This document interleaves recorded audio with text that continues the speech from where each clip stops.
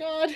I'm happy to say that not all Brits have jacked up teeth. So Oh, it's not very nice. oh, They have stunning clubs that got money done on theirs. Oh my Nigel. God. Oh, So noted, whenever you see Manny, just combine that and the Jimmy Stewart. Oh, That sounds like something else.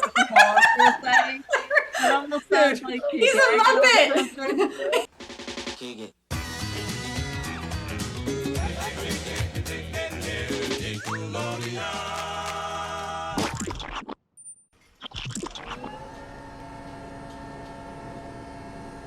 Welcome to Splat Attack, a 90s podcast honoring the slime-filled past.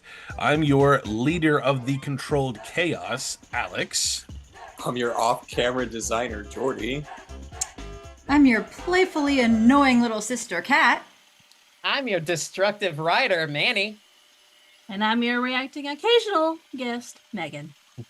And we have a full staff for our Season 6 overview today. This has been an amazing season, and to be honest, I can't believe it's already here. We're done. It's the end of the season. It's over. It went pretty quick.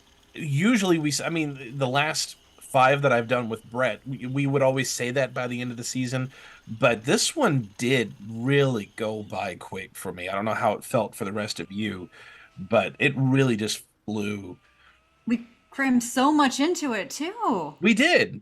Yeah. A very productive season.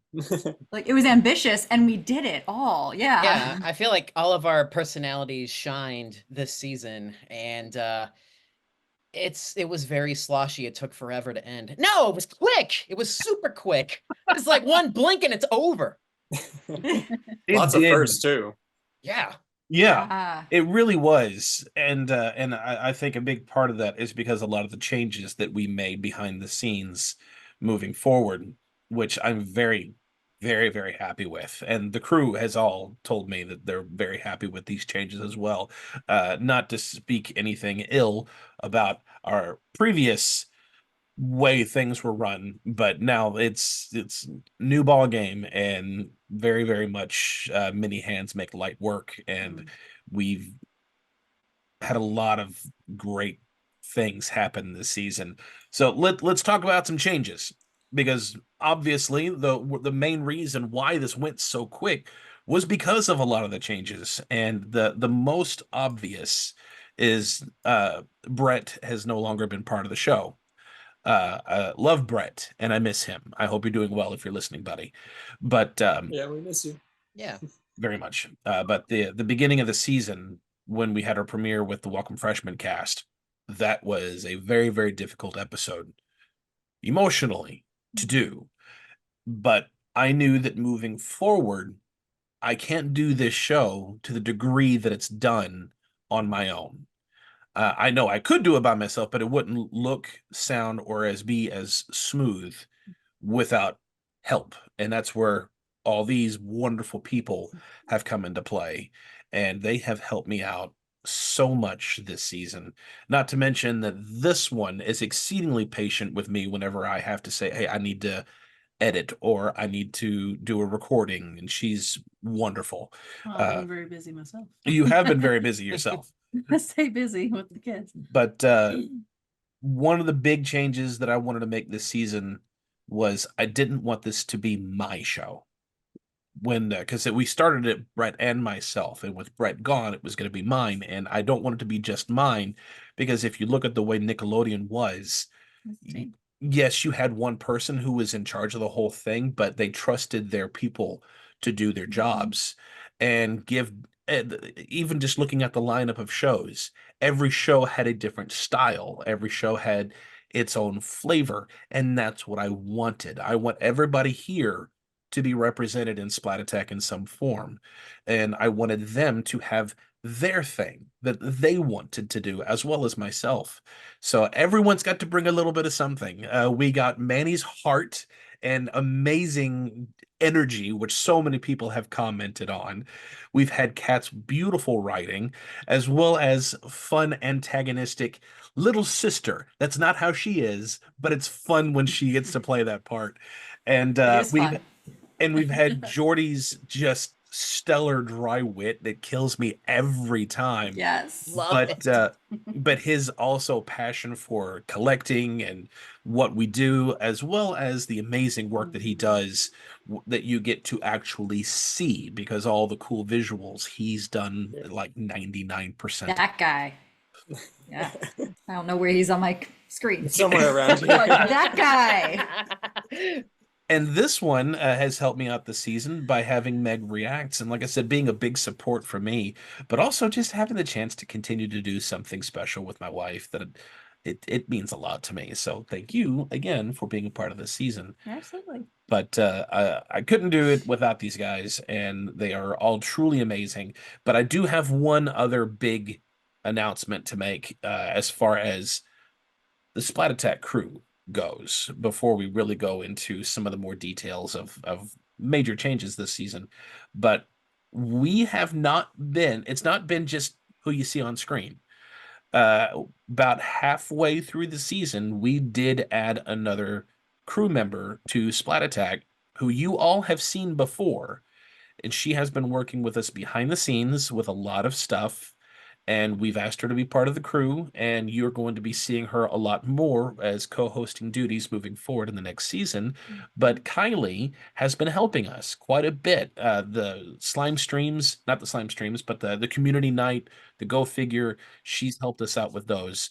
So she was going to be here tonight to do this episode with us, but there was a scheduling conflict and she wasn't able to make it. So I was able to get her prior to meeting with everybody else and pick her brain with some questions about her experiences, and as well as questions that we will have later. So officially, welcome to the group, Kiley. Thank you. I'm so excited to be here. You guys liked me so much that you asked me to stay, and now you're not going to get rid of me. What has been your experience working with the Splat Attack team since you've joined? Because the viewers and listeners, they don't know you've joined about halfway through the season. It was right an episode or two after our 45th anniversary, and you've worked behind the scenes with several things. What's it been like joining the team? It's been great. I absolutely love it. I love the whole team. In my free time, I am a streamer over on Twitch. I have a channel that I co-founded with my best friend and roommate where we do like tabletop games. So I have a lot of experience with technology side of things when it comes to streams. And you guys asked me to join, and I was so excited to do so. And the first thing out of my mouth was, do you want to do some community streams? Because I know how to do that. So, but yeah, it's so great. I have enjoyed every single time I've been a guest. I know I've told you, but I'll say it here now. I feel like every time I walked away from being a guest on an episode, like a little piece of my inner child was healed. Like I just got to go back and live in those little beautiful nostalgic moments where we didn't have as many responsibilities and we were concerned about what we were watching after we got home from school. And getting to interact with all of you who have even more extensive knowledge than I do, and also getting to interact with your guests on the show has just been absolutely amazing. And the minute you asked me if I wanted to be on full time, I was like, yeah, sign me up. I'm there. Welcome. Welcome. Thank you for joining our one of us. Yeah. Yes. Thank you for joining our We're all family. mad here. Geeble goo, or what was it? Gooble gobble, one of us. Gooble gobble. Yeah. Exactly. Well, another one of the major changes is the new look for this season.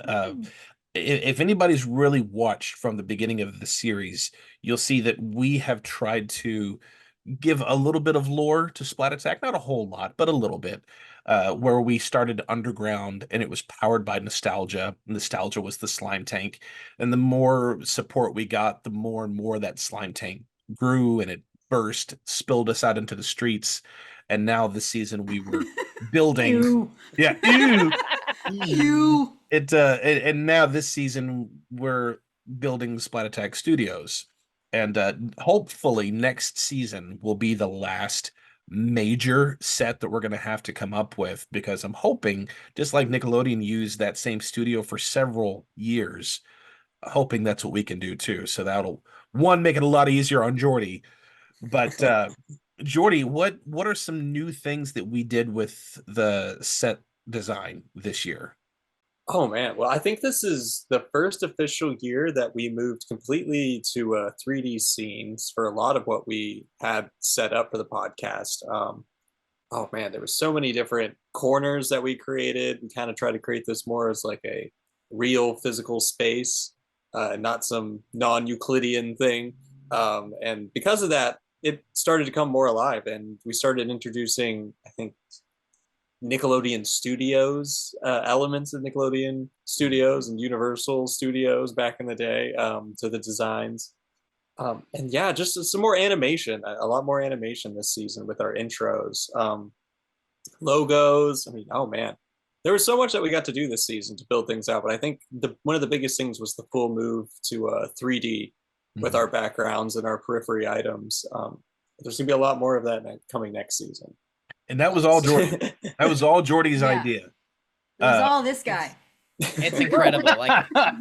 Like just the look alone on people that I show this podcast to, like family and friends, they absolutely love the visuals. And they're like, wow, that is like professionally done. Amazing. So I appreciate all the kind words. Yes, 100%. Jorde, you do amazing work. Yes. Seriously. Thank you. Yeah. And it's look fun great. too, because Alex has seen it some, and I'm not sure if Alex and Kat and Manny got to see the other aspects of it. But when you have it in 3D, you can kind of actually move around the space some. So It's we had some fun. Yeah, I saw that fun this little season. video of going around like the orange Yeah. couch and Yeah. everything. So yeah, that Yeah. was really neat. It's just like Mario 64 in a way. So it's cool. Exactly. very Yeah. much.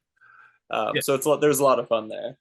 But other changes that we had this season is we had 3 new Minisode series. One of them was a segment that was already on our show, but we made it a full Minisode series, which was Kat's idea.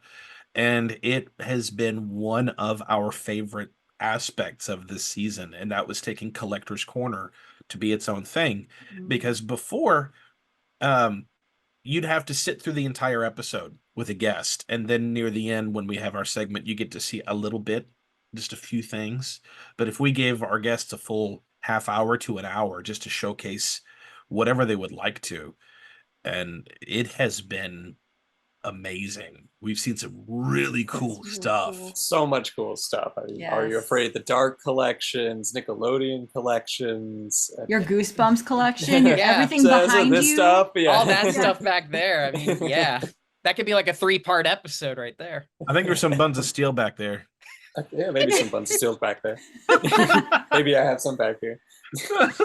I mean, the Collector's Corner, making that a full episode situation, like breaking it out from the segment to an episode, was kind of just selfish on my part, because I just wanted to see more cool stuff. Like I loved the segments, and I was like, yeah, but what about that thing back there? What is that? And that, and that, and that. And I just, it's like, can we just have people talk about their passions and like have them come on and be like, this is my collection. And the That's- audience I love it. agrees. They love it. Like they really do. Yeah, collections are so unique to the individual. So I think that's what makes it so Yeah. cool. Is it's an expression of yourself through the things that you love, and Yeah. being able to see all those things surrounding you, kind of like this, just kind of really makes it fun, and exploring all the pieces of it. It's a physical way to preserve like the slime-filled past or whatever part of, whatever niche someone is a fan of. But that's another cool thing about this segment is there's so many collectors out there. People who don't even do video or podcasting or anything like that. They just have a collection, they take pictures and they share it online.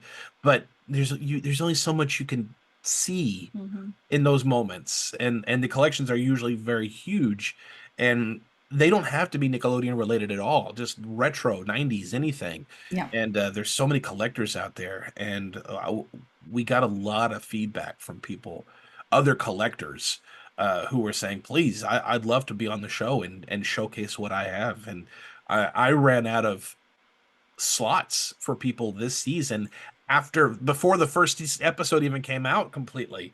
Once the first one with Russ was out, I started having people out the woodwork, and I was like, "You're gonna have to wait till next season already." So cool. Much more to come. The other two minisodes that we did, which were all exclusively on Patreon, was we did Splat Chats and In the Slimelight, which Manny, I've been hogging the mic. Tell us about Splat Chats and In the Slimelight. I believe that Splat Chats is pretty much just us trying to talk about a topic, and whatever things that we connect with it, we throw in our 2 cents to see what it means to us. And In the Slimelight is about either a Nickelodeon celebrity or a celebrity from maybe like the 90s or something, or someone that you remember fondly, and we all just sit and talk about it. It's really neat too, because I personally like those so much more because each of us get to talk to each other and just share our own unique experiences with it. And it's just, I feel like it connects us more, as friends, and, hopefully people that relate to us as in the audience too. So that's what I really like, and it's truly, truly, really neat. And I believe that Slimelight was a Cat's idea too, actually. Again, completely selfish. I just want to nerd out about specific topics and just, yeah, it's have like a roundtable discussion, right? Less scripted, although I love writing, but less scripted and more just talking. Yeah, and I Casual absolutely conversation. yeah, that's one of my favorite things. And just like I said, it just brings us all closer together. And that's totally what I feel like this season brought to us, or at least to me personally. I feel a lot closer to all you guys, in Yeah. safe ways, of course. But yes, it's fine. That's what I gotta Not say in about a that. creepy way. But no, I'm not Manny outside is, your house. The call's coming from inside the house. Manny, what are you doing over there? but no, that Manny's absolutely right. While our main episodes are scripted to a point, and I've said it before, but I'll reiterate: the intros and the outros are pretty much the only things that are scripted. Everything else, like Pirates of the Caribbean, they're more like guidelines than actual. It's just things to keep us on track. But Splat Chats, that's all gone. Just you pick a category and you just run until you hit a wall. As And then- casual as it gets. Yeah. and it can go way off topic. Nothing is scripted, and it's just share ideas and talk and have a fun conversation. And we have had so much laughter in those episodes, especially Splat Chats. I love the In the Slimelight too, but the Splat Chats, we get to learn about each other, and we get to share some wonderful memories and really bond as a group. And those have been some of my favorites. And what I will say also is, what you don't, I mean, yes, these are Patreon exclusives, but also what you don't see is all of the banter that we have before and after the episodes. And a lot of it's not very PC. And so we've got a Splat Attack After Dark series now that we'll put out at the end of the season. And again, that's a Patreon exclusive, but they are there's a lot of fun with those episodes. Rental advisory concern. Less than $5, everybody. Support the Splat Attack Patreon. There we go. Not I get to rated, see not rated more Y7. angry Megan. Yeah, not rated WhatsApp. Y7. And it's not fully a plug, but in a way it is. But at the same time, it's just, this is what we've been doing this season, and it's been a lot of fun. Yeah. And if you've not been supporting Patreon, you're missing out on some really fun stuff. Go check it out. But also, we've been making some changes to the slime streams over on Patreon, which I know Travis and John, they have been sharing these a lot. There are several times that Travis, God bless him, has been sharing on Facebook. You've got to go support Splat Attack. Amazing. All the support we Travis. love. Thank So, you. yes, Yeah. thank you, Travis. Thank you, Travis. I love his hashtag keep the GAC alive. So Yes, this- take the gag back. Take the Yeah, gag take the back. gag Take the yeah. gag back.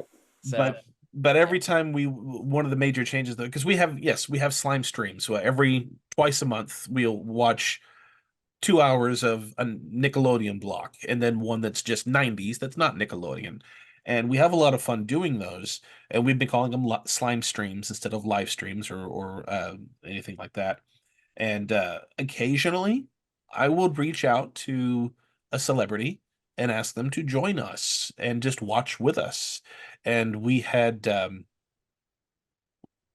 Brock Bradley from Welcome Freshmen join us.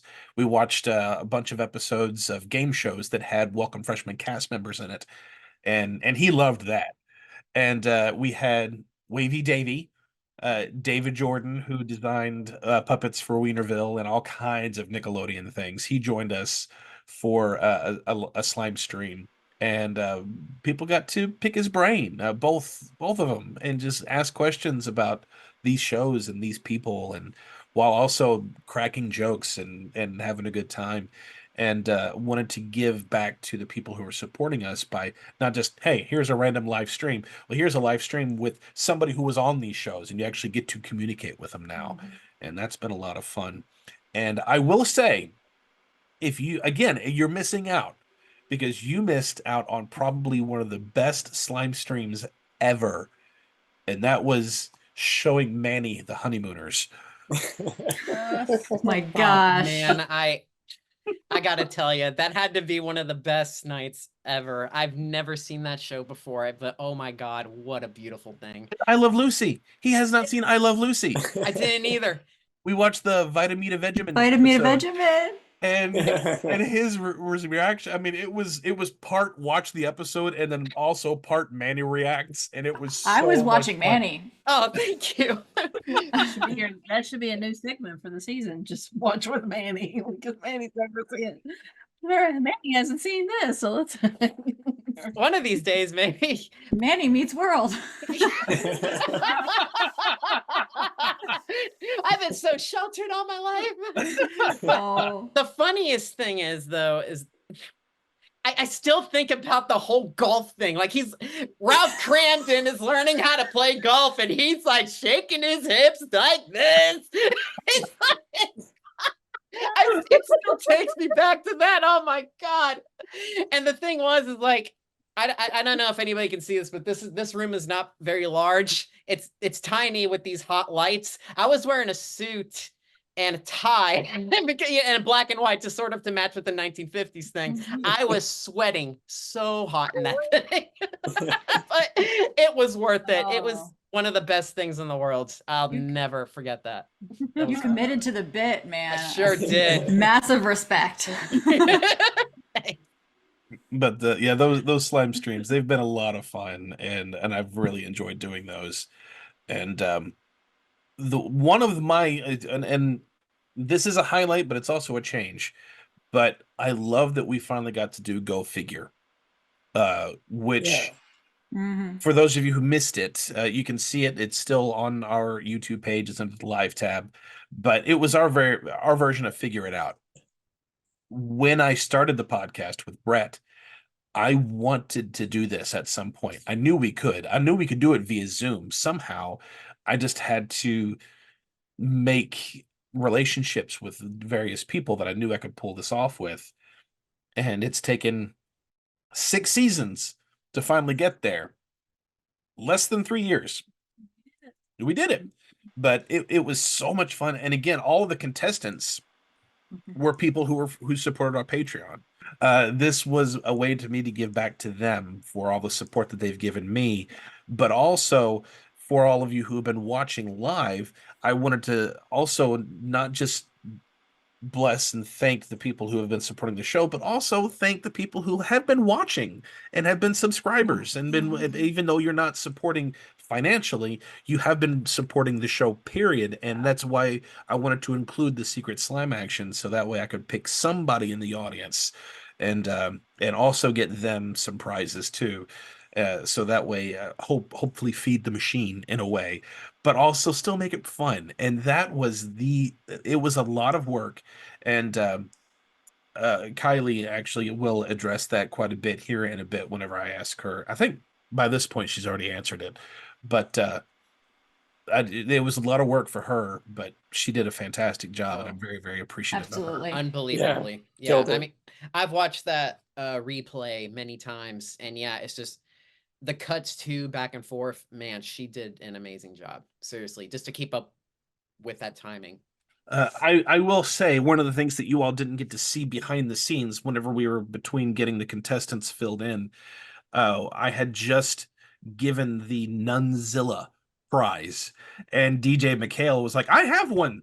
I have one of those somewhere around here." And he got up and started looking in his office to find it. He couldn't find it, and he was genuinely getting upset. He couldn't. Someone stole my Nunzilla. I mean, he was ticked. Alex. You Yeah. gave away And I was DJ like- McHale's Nunzilla? I was like, I have it right here. You want me to send it back? He's like, oh, wait a second. There's a chip right there. That's mine. I got an email from him after the stream was over. I had to go pick up my son, come back home, and I checked my email as soon as I got back, and he said, "I found her. She was behind a picture. Those crazy nuns." And he sent me a picture of it. Nonsense. Oh. But we have three other. Well, because we did the Go Figure live, we also had community nights. And we did a part 2 of one of our Splat chats, more movies we love that everyone hates. And that was a lot of fun. That was our first community night. We'll do more. We're hoping to do one every quarter. And again, engage with the people who have been supporting and watching and subscribing, not just, paying behind the paywall. Yeah, I mean, it doesn't matter financially. If we're giving you entertainment, and if you do want to support us, that's great. But mostly what means what means the most to us is us entertaining you. And thank you guys for watching. And interacting with you. Yeah. Yeah. Thank you to Yeah. all of you who have commented before. So please keep interacting. Even if you're not supporting financially, you're watching the show, you're supporting it, and I'm very appreciative. We all are. So please interact more. A huge supporter too is Sean from the Real Life Perspective show. Yeah, and we're gonna talk Thank about you to Sean him. here in just a bit. But two other major changes that we've had this season is we've had our first whole season of original music, which I'm I'm really happy with, because two things about it. One, it would really bother me whenever I would be listening to something on YouTube that Sam or Jensen were watching, and then I would hear a song that we were using for one of our segments. I'm like, that is supposed to be for this segment. What's that doing here on the? I didn't like that. I wanted it to be our original stuff, but also, even though they're supposed to be like royalty free or copyright free, it's still a massive pain. And then once you get to a point where you're monetized, you have to share those. And even though they say it's free, if they wanted to, the creators could just flip a button, and then now you're instantly sharing your monetization. License can always change. And I don't want that. I don't want to have to deal with that. So I was like, okay, going forward, we're going to have our own original music. So all of our segments, all of our the intros, we've had two people help compose the season for us. One of them is Alex Hellenberg, who is a wonderful fantastic person. job. He's amazing. Chucked all those songs out, like 6 of them, in one day. Yeah. And Crazy. I mean, He's a beast. the man is amazing. He is a full-on protege, because I've seen him work before, where you would just mention something like this, and you go, "Oh, you mean like," and then goes right into making a melody. It's astonishing. That's a prodigy right there. Yes. Yeah. Jeez.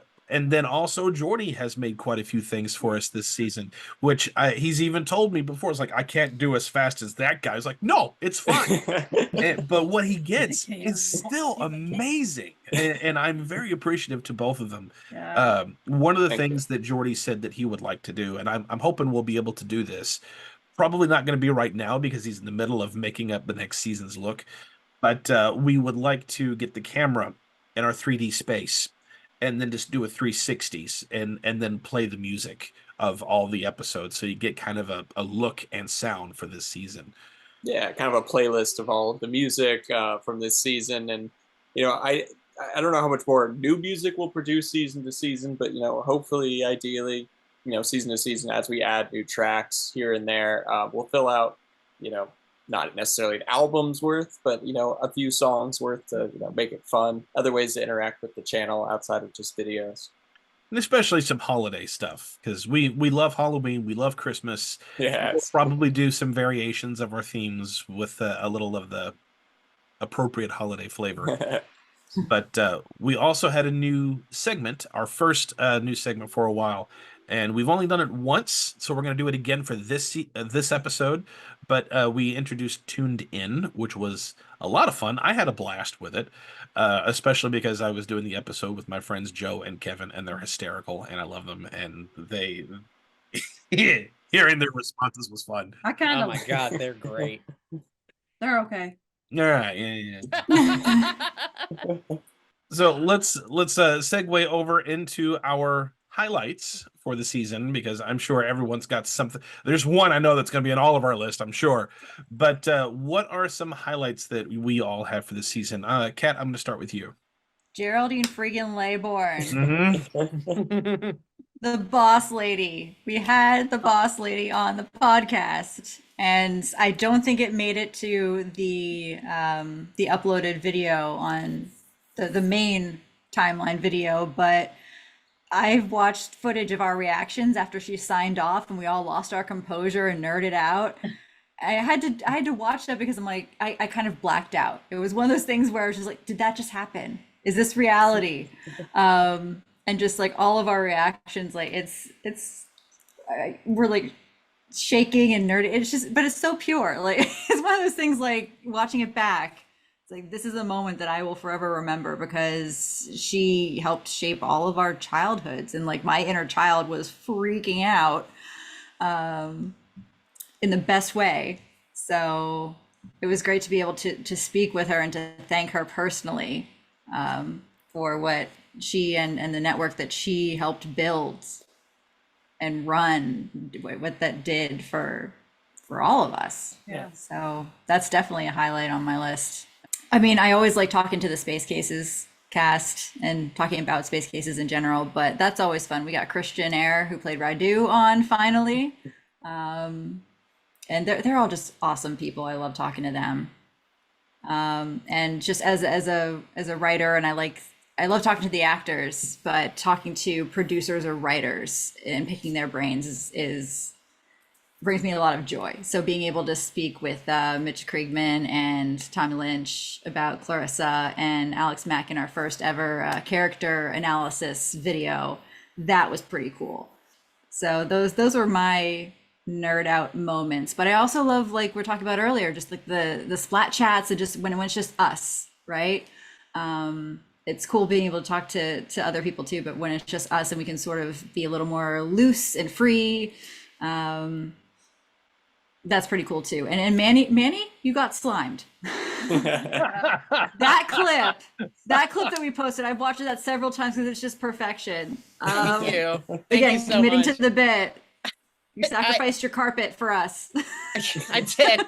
Yeah, that little strip of trash bag wasn't enough, but it's okay. I washed right out of the carpet, so it's good. So now I have to thank Heather for that. She was there to put that over my head. I'm sure there's more. I don't want to bogart the mic, but it was, yeah, this whole season I could just keep naming things and people, and it's just like, remember that one time, like Chris Farley show, remember that thing that we did? That was awesome. Cool. Remember that thing? That was awesome. Like that's kind of my inner child when I'm just thinking back on the season, because we did a lot. We accomplished a lot. So yeah, thank you guys for making that happen. That was so great. Jorde, what are some highlights for you, bud? Oh man, I mean, I think the most obvious highlight for me was we had the Shelby Woo reunion this season, and we managed to get mostly everybody there. I mean, it's truly astonishing that everybody came back, including Irene. Wow, what a fundamentally great moment. For a lot of them, they hadn't seen each other in so long. It was a true reunion, and hearing all their stories, hearing how their lives have changed since the show, them having families now, Irene, supporting her daughter. It's really nice to hear, how everyone's lives continued on, found success, and they all look so fondly back on the show. I've not a negative word to say about anything, and I truly loved it. It was such a great time. Did you And print then- an email? Oh yes, and then of course I get the follow-up email from Irene. I'm just thinking thank you, and so that's like I'm trying to figure out how to add that into my collection. I'm gonna have to like frame a Google email and put it up there. But yeah, it's what an awesome moment. So if I don't know if they're gonna end up watching our season 6 review, but if they do, like thank you again everyone for joining us. It was awesome opportunity having you on. God, what else did we do this season? That was so fun. I think I'll also say just Splat chats too. It's really fun to talk about what we like and break kind of out of like specific talking points on certain things and like what movies we liked and that other people didn't like. It just made it really fun. And in Collector's Corner, I mean, finally there's a way to kind of show what's going on back here.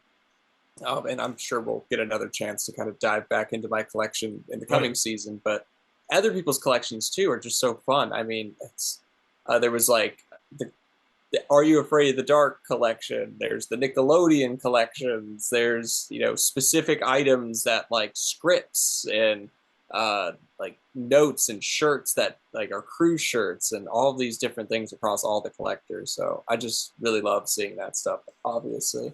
So yeah, I think those were my top moments of the whole season.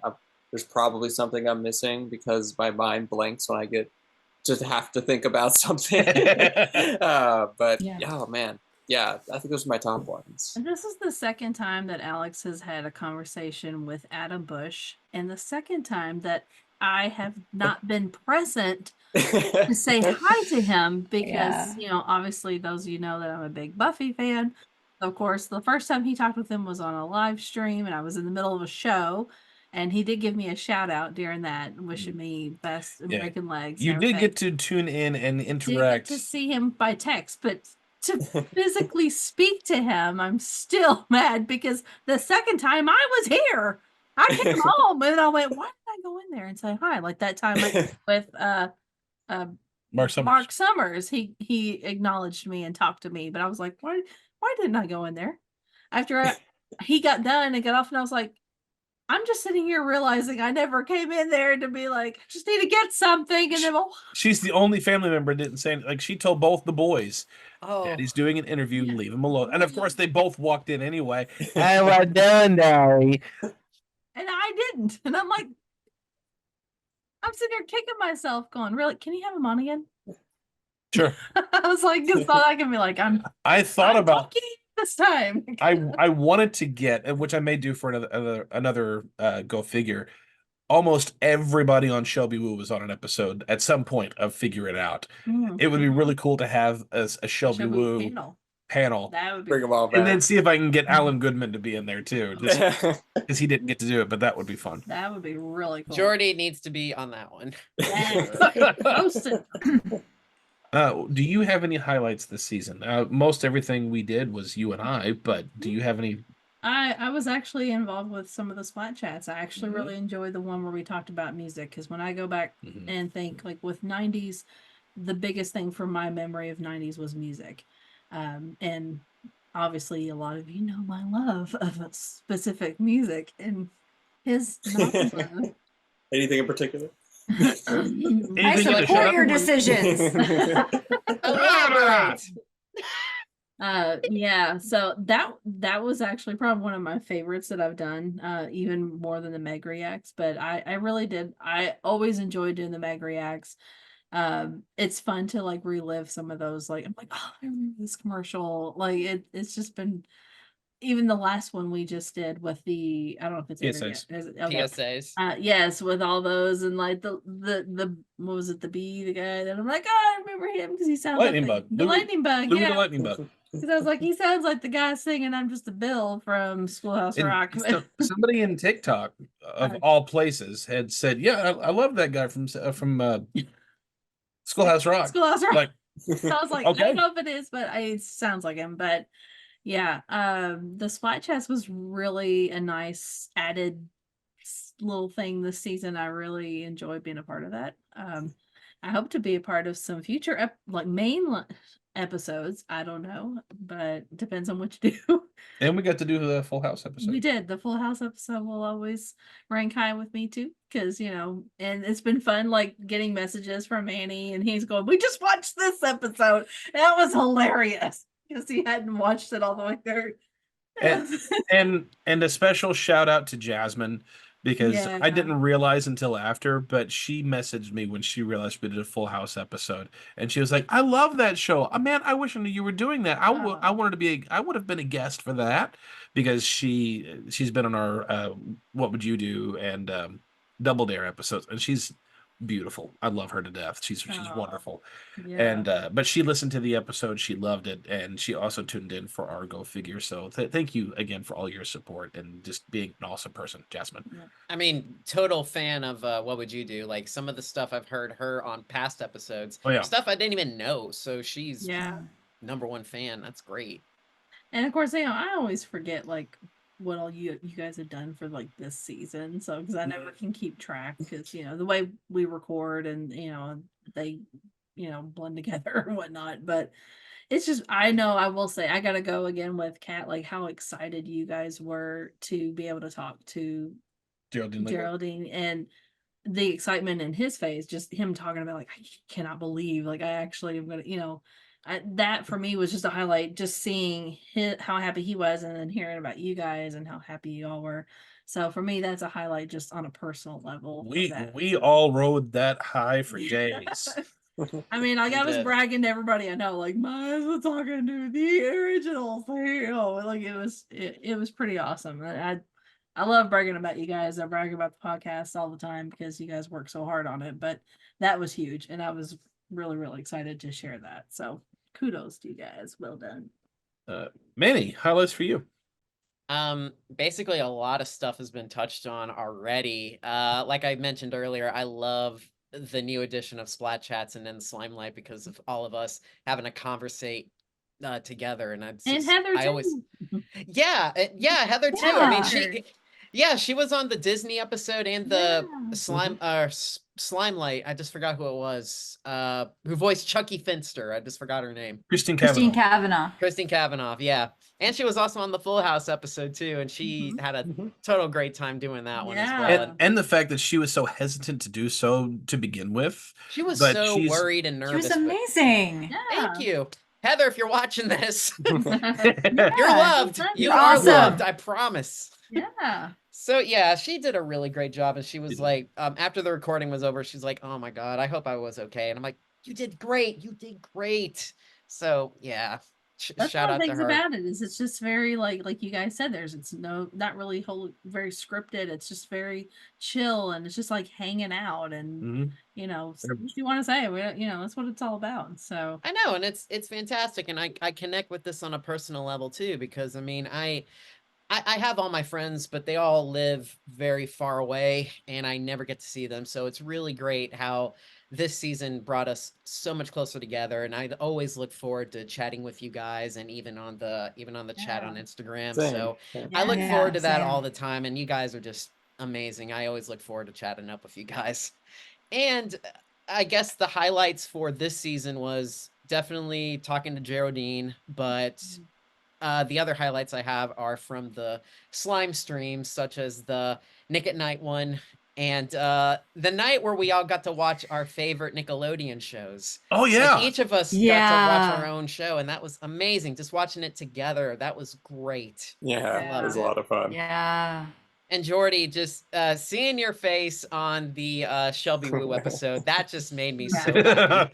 Because I'm like, Shelby was one of those shows, just like Space Cases, it doesn't really get talked about. So it's really neat how you could get so many people connecting to each other. And even, I don't know if people saw the before or after recording of it, but it was neat seeing Irene say like, "Give me your contact information. I want to talk to you later." That's awesome right there. Like, that's a real moment, that's what it's all about. To reunite a cast.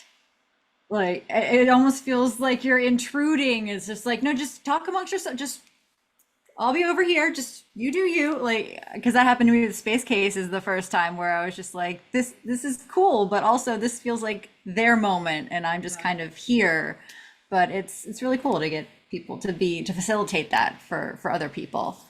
Just like you said with Alan Goodman and Mitchell Creedman, they were just sort of just talking back and forth, right? And you were just watching them just talk. Yeah, the yeah, because Alex they're Mack friends. episode. Yeah. Yeah. I just love seeing them both communicate with one another. I feel like this season, it really brings up, I don't know. I feel like this season's different because it brings, I think, a closeness and sort of a reality to this podcast. And family. It's family. Yeah. And of course, being slimed. That was a lot of fun. It was just a quick idea. And I was just amazed it worked because I never had a chance to practice that because my life is pretty crazy already. So it's like, all right, well, here we go. Let's do this. And it worked. I'm just so happy it did. I was so concerned. But I'm happy that people got a laugh out of that. And I've showed friends and family that as well. And they're like, wow, what is that stuff made out of? It's just vanilla pudding and food coloring. That's all it is. And That's your profile picture now. It is my profile picture. It's gonna be my profile picture. If you ever want to add me on Facebook, just look for the guy with the green slime on his face, like, it's crazy. So that's me. Also a little bit behind the scenes on Talking with Geraldine. To people who watch the show, I'm sure they see me drinking water a lot, so because my mouth gets so dry. So Talking with Geraldine, I had a cup of coffee and I had like 3 waters. So usually whenever I get very nervous, I take the caps right here and I sort of like play with them, while I try to talk to make sure like, I hope I'm not rambling on like an idiot. So, and after we got done talking with Geraldine, I swear this cap was like all squished up and broken up and everything. It was just like, man, I was so nervous, but it was so much fun. It was great. Oh, so that's pretty much my highlights. Also, the many live streams we were on, the different shows, each of us, and I'm sure Jorde, pretty soon you'll be welcome to the Up All Night podcast. Like all of us got to sort of just go around different areas of the internet this year, and I feel like it was so much different than any other season we've ever done on this podcast, and that is such a special feeling. Collaborating more with other creators is pretty cool. Yeah. And we'll talk about that a little bit more here in just a bit. I don't know if you like mentioned it on anything, but I know like considering it happened recently, I would say it's like could fit into the season, but we actually got to physically in person meet and talk with Jennifer Cihi, yeah, which was amazing. It did, and she's so sweet and beautiful, and just she gushed over him, and it was she gushed over me too, but she she was just like asking permission if she could hug Alex. It was so funny. It was so cute. It was so like he was the celebrity, and we're like, "Can I hug you?" Like that was so sweet. She was like, "Oh my gosh." She was like, she goes, "You're so handsome and you smell amazing." Oh my God. Dr. Squatch. Yeah, like she was. Dr. Squatch. She sat there and talked to us for, gosh, forever. We got us into at least 40 con, minutes. didn't pay a dime because it was like we got were VIP people getting in to see everything. To see her, and that was awesome. pretty awesome. So because I didn't know if you had said anything like in an episode like, hey, so just recently we just actually got to do that, but I know she's been a part of the show, and, yes, and she's a big supporter of us and gave us lots of shout outs, and she even talked about like I think she was talking about we were talking about SplatCon with her coming up, and she was like, let me reach out to my agent, let me see who I can. Yeah, and she found out she's going to be somewhere else. Yeah, she was like, man, I was going to be in town, I would so be there. And it just, she's just an amazing person. So, and love her. If you haven't watched her, conversation with her, go check it out. So, yeah, it was really, really sweet. I was not expecting it because she was sitting at her table, and as soon as she saw me, she said, I've got to get a hug. And she looked at me and she said, can I give you a hug? And I said, well, sure. Then she looked at Megan. Yeah. Is it okay with you that I hug your husband?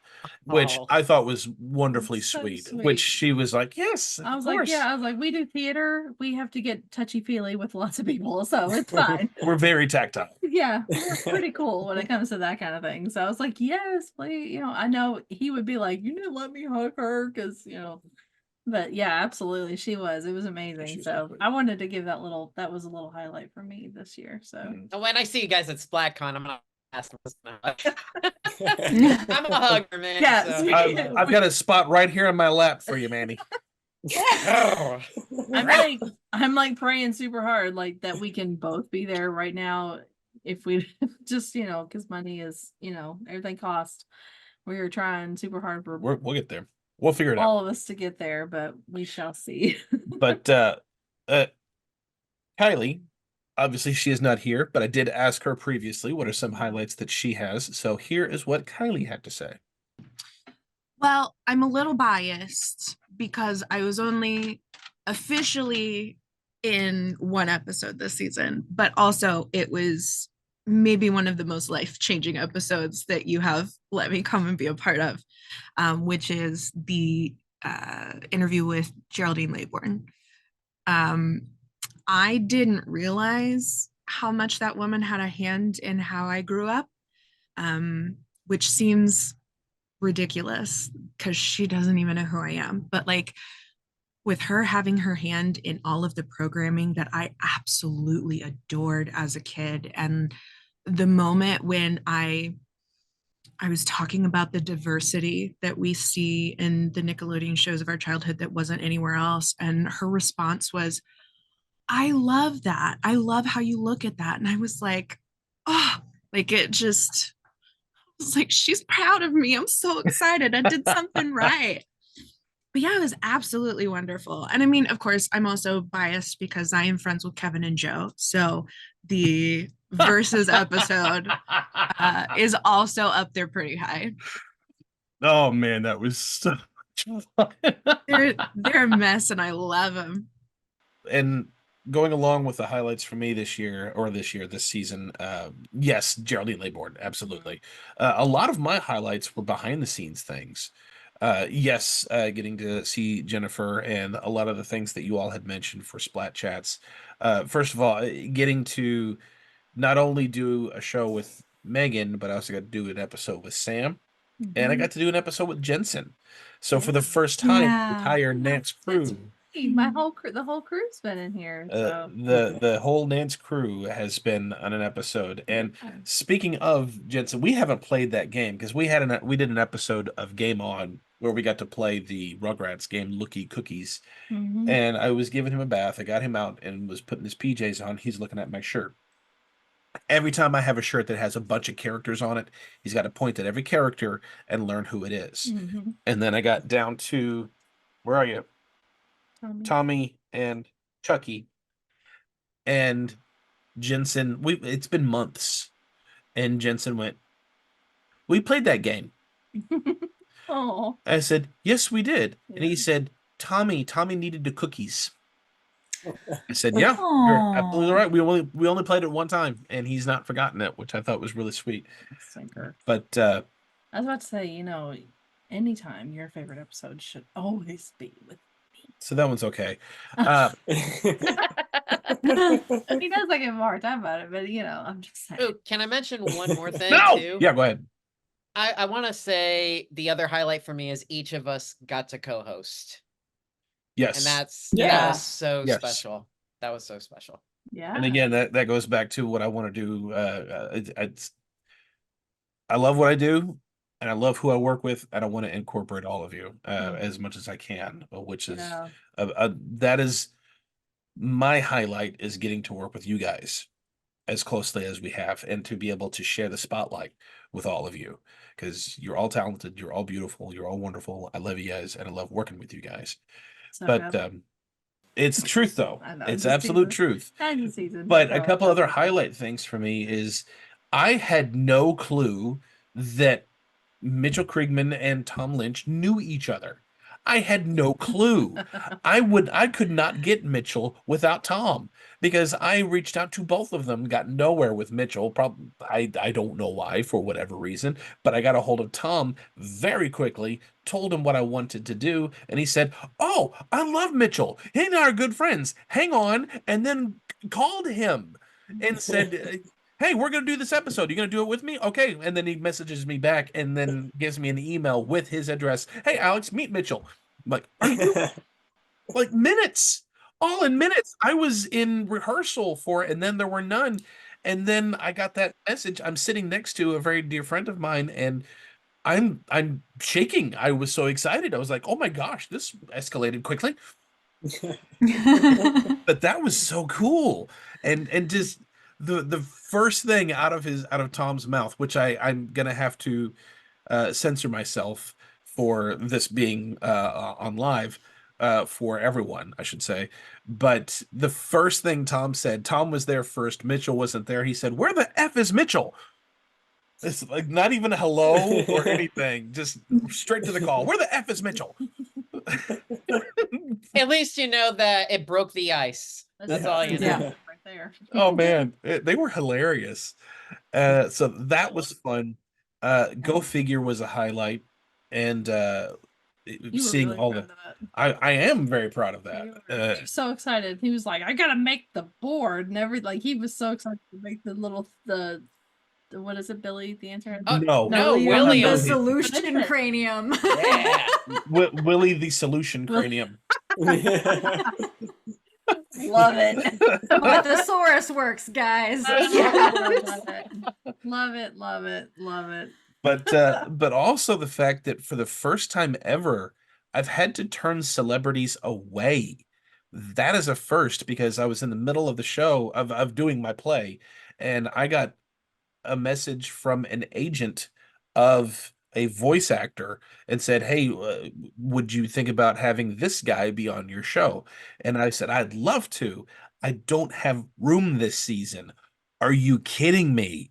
I've never had to say that before to a celebrity because we have all of our episodes planned out months in advance. Yeah. And I said, but I can absolutely get him in the second half of the season or the second half of the year when we have our next season. Okay, great. Here's my phone number. Call me when you're ready. Dude. Like, are you serious? It's so huge. And then also Oh, yeah. just very, very recently to have Scott Barber and Phil Moore reach out to us, say we're working on this project, which is why I had that in to tell this one to wait, and then tell Scott and Phil, yeah, sure, was because they're doing a Kickstarter and they only have so much time. Yeah. So it's like, okay, yeah, I've got to get this in as quick as I can. But the fact that Scott is a professional documentarian and Phil Moore is a successful producer, and their first stop in advertising their Kickstarter was our show, Little Us. That Little old me. and I mean, yes, me.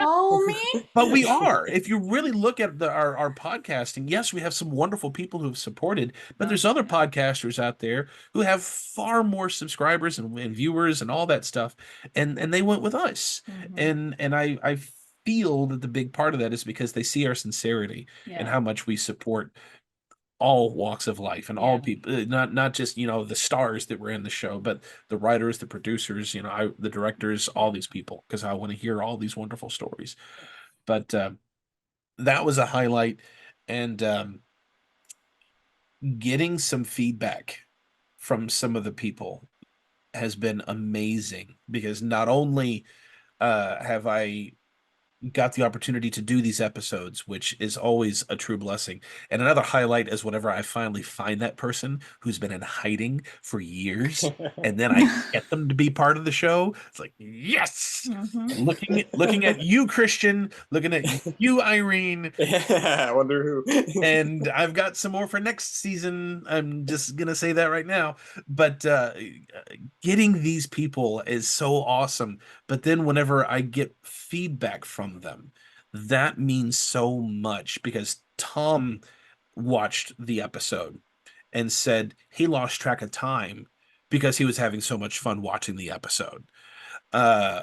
Irene gave me an email saying how much she loved watching the episode. Alan Goodman, uh, I had just a random question for him, and he said, "Oh, feel free to ask me anything." And then I asked him the question, and he answered it for me, but and said, "Yeah, anytime you have anything you want to ask me about or want me to be part of something." Please let me know because you have such passion and drive for what we do, and you want to emphasize what was good about the network, and I'm there for you anytime. which, by the way, I'm not going to say what actor or what producer or what writer, but there is somebody from Nickelodeon who reached out to me and said, thank you, by the way, in our episode for not even mentioning Quiet on Set, because people ask me about that all the time, and I was not part of it at that point. So there's that. And also Mark Wiener, after the Go Figure, he messaged, and because I said thank you, he messaged and said, please keep doing what you're doing. You have great stuff. So, I mean, hearing these, not just from fans, but people who have done this stuff professionally, industry and to veterans, hear, and then to hear the absolute wonderful feedback that we get from them, which is why they keep coming back. Yeah. It means so much whenever we get that kind of response. truly does. So Yeah. those things are highlights for me, to see that our hard work is being very well taken. So Yeah. that's cool. Yes, it's a pat on the back, but it's also it's exciting, because who would But It's think? a full circle thing, right? Like we're celebrating them, and then they're thanking us for thanking them for thanking us for thanking. It's great to build community like that with fans and talent. And- We want to be and- fun for everybody, right? People on the show, people watching. It just needs to be fun all around, and it is. And it means that you're doing something right too. Yes, Like we Yeah. are. and freaking Geraldine Layboard made me break, Yeah. and Yeah. and Jocelyn on the Welcome Freshman episode, she made me break, because she was very much talking about how much she supports us, or how much she loves what we do, because she saw the reunion episode of Welcome Freshman, and she said, I want to get in on this. How do I get on this? Like, she messaged me, said, how do I get to be part of the show? And I was like, well, just so happens that we're planning another episode right now. And during the episode, she had made comment of how much it means, it reaffirms to her what she did 30 years ago, because now there's people now who not only are taking and enjoying it, but they're relating it to their lives. So, I mean, obviously Brett and myself, but then also Adam Bush was talking about how wonderful and grateful he was that we orchestrated the reunion with all of them, like you all spoke of previously. So just hearing this wonderful feedback from them really, really means the world. And I will reiterate, in our first season when we had Phil Moore was talking about one of the best ways to support is by going to Patreon and supporting them on Patreon. Yes, Phil Moore did say that. And listen, and before we got started, the guys kind of let me in on, they're going to be starting a Patreon. And so the way you grow and get better content is when they have more money to do better things with. So when they start that up, please support. I will. But going along with support, and we had mentioned it briefly, we've had a lot of networking this season, far more than I think we've ever really had before. Most notably, to start, we've had Up All Night podcast. We've had Cortland, who has been part of the show for many episodes. I think 2 or 3 at least. 3, I think. He's fun. And I love Cortland. That's great. I'll message him on occasion and just shoot the breeze with him. But 3 out of 4 of us have been on the show, on his show. I mean, he's been on ours, but he's never really had an opportunity to speak with Jorde before. But he's like, I think the joke was, by the time that Manny was on there, I think people were commenting like, man, you're collecting Splat Attack crew members like Pokemon. But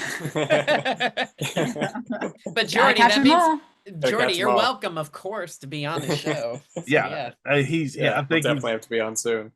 and I think a big part of that started because of the live stream that we were part of over on Sean's show, the Real Life Perspective show, which we were a part of a few times this season. Twice, yeah. Yeah. Because I know we were there twice, and then both Manny and I just popped in whenever they were watching Bill and Ted, and then that just turned into a long night because we just kept watching more movies. I mean, heck, it even ended with us watching each other's home movies. Yeah. Like videos we made Did it ourselves. really? Yeah, it was great. Sean's movie was scary. and mine was just goofy. But yeah, it was great. And then It's cool. Kat was there for an unboxing, or I forgot what it was, but you were there. Like you I weren't there, popped but in you were for watching. a stream, yeah. And then I think Manny and I were there at the same time whenever he did the live stream interview with Phil Moore, Yeah. and some of our patrons were there as well. But Sean's fantastic. Just a love shout Sean. out to Yeah. him. He's great. Wonderful, wonderful person, and that's where uh, we did an episode with a live stream with him with Cortland. So if you guys haven't seen those live streams, go check out Real Life Perspective Show on YouTube. It's a nice 4 hours, but it's really It's fun. cool. It's It's fun. Yes. We had a blast, and there was a lot of purple dresses that was in that live stream. That was where it started.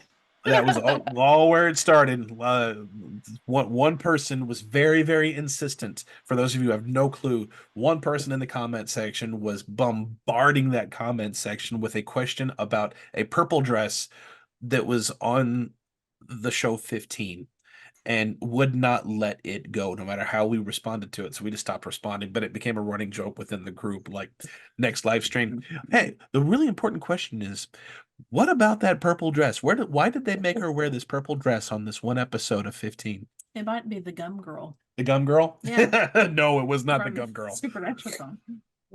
But that's been a lot of fun working with both Cortland and Sean. Thank you guys so much for all of your support and having us on your shows. And Manny had mentioned previously that we did a slime stream. All of us picked our favorite episodes, and Sean joined us for that episode where he was there for our slime stream. But also we've been on and had on staff from Notable Nostalgia. Yes. Both Allie and Andy were part of our episodes, and Manny was a part of one of theirs. Manny, what was the episode that you were on? We did actually 2. The very first one I was what was it? It was Rocco's Modern Life, and it was the Halloween episode. Ugh, I forgot that one. But the other one was Simpsons, the Marge versus the Monorail, and Heather and I were on season 1, episode 1 of 15. So that's actually available on wherever you get your podcasts. And shout out to Andy and Allie. They're fantastic. I love you guys. They're great. And we need to get Jeff on at some point too. That'll be great. And Manny, weren't you also on Cassandra Explains It All? I was, yeah. There's actually an episode coming out tomorrow where Heather and I actually talk about The Little Princess. It's a really, really great movie. I've never seen it, but it's done so well. So that's gonna Rocky's be in it. Yeah. Man, I didn't expect that because I didn't grow up with it. Heather was the one that watched it with her sisters, and so she's like, "Oh, you gotta watch this movie." And yeah, this little girl can act. Oh my God, it's great. So thanks for mentioning that. It was neat. So go check out Cassandra Explains It All. She's wonderful. Shout out to her. She's fantastic. But also we've had Liz from Nostalgics. And that was so much fun. She actually reached out to us first to feature us in a digital magazine, Spotlight, which was really cool, among other content creators. And as a thank you, we had her on a conversation with episode where we got to pick her brain and look at the various things that she does and how much she wants to build community, and which is something that we've very, very passionate about as well. I just don't have the time, which is why I rely on these guys, because I'm usually making the show. They're the ones going, "Hey, what about this person? Okay, that sounds good." And in 1985 Inc., wonderful people over there, but they had supplied a lot of the prizes for our Go Figure night, and actually watched it. They didn't get to watch it when it was live, but later that night, I was getting messages, and he was really enjoying what they saw. It's a good year. It's a good year. I was born that year. Nice. And I mean, also speaking of collections, they have a great collection. Yeah. I've spoken about, would you be interested to do this? And the idea was not shot down, so we may see how we can work out something, because I'm a little envious of one of their items, but they deserve it. I'm envious of all of their items. Are you serious? But and obviously we had Scott Barber and Phil Moore. We just talked about that previously. There is Mark one, Cooper. yeah, I was just gonna say Mark Cooper was our next one, because Scott Barber and Phil Moore are doing a Kickstarter currently as we speak. So if you've not supported them, please go support them. It's a wonderful. It's a game changer. But but Mark had a successful Kickstarter and has got his Orange Tape first album out of the two. And I know he had mentioned that he's planning on track to have his second album released in October. And wonderful person, has messaged me frequently throughout the next few weeks, or the last few weeks, and I'm happy to help him out. Super talented. Passion, support, passion. Great music that he makes himself. And I want to say, keep an eye out for Kevy the Dreamer. He had reached out to me a couple of times, and I did get to record a podcast interview with him, but he's not got it released yet. I'm not putting pressure if you're hearing this, because I know life is busy. But when the opportunity comes out and he's actually able to get this episode out, go check it out. Speaking as somebody who had an episode that was recorded in January and didn't get it out until what, June? Yeah. No, we recorded that in December. We recorded that was just, was it November? It was for New Year's. Yeah. And it was like May or June when we finally got the episode out. So no pressure. Yeah, a lot of really, and I hope I didn't forget anybody, but we had a lot of networking this season, which was pretty big. Moving forward, next season, we are going to have a new look. Every season, there's been a new look, a new design, a new logo, a new everything. And now we're taking this very, very seriously, and we're trying to really brand our own stuff. And I don't want to have to keep changing it.